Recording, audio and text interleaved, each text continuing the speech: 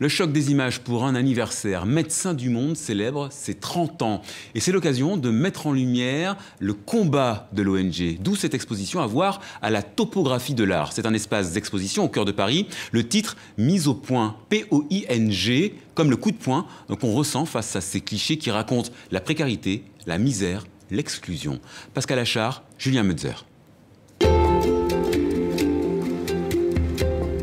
Ismaël, Brahim et les autres, 16, 14 ans, mineurs isolés, venant du Tchad, du Mali, du Nigeria.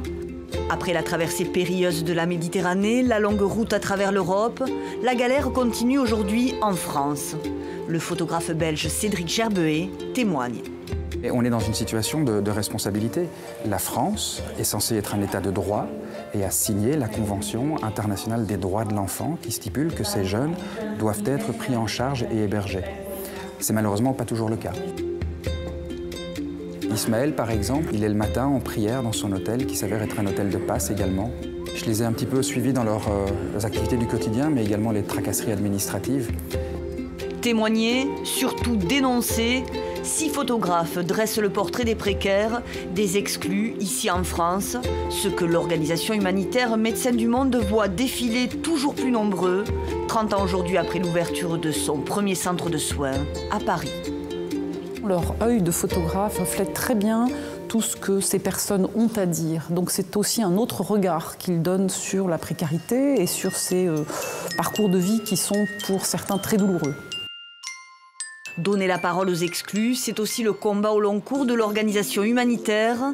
Montrer les visages différents de la pauvreté, de Sarah, enfant rome de 11 ans, ballottée de bidonville en squat, à Nicole, 74 ans, dont la maigre retraite ne lui permet de se payer qu'une dizaine de nuits d'hôtel chaque mois. Pour nous, c'est une façon d'interpeller l'opinion publique et au-delà, on l'espère, les politiques, ceux qui nous gouvernent et ceux qui mettent en place les politiques publiques, en pointant aussi l'indignité qu'il y a à laisser les gens à la rue, à laisser les gens évoluer dans des atmosphères et des environnements de très grande violence. Une mise au point essentielle à l'heure où les affaires, les scandales dominent les débats à quelques semaines de l'élection présidentielle. Médecins du Monde veut remettre au premier plan les sujets fondamentaux: accueil, insertion, protection, accès aux soins, logement décent. Aussi et surtout, ne pas opposer les précarités.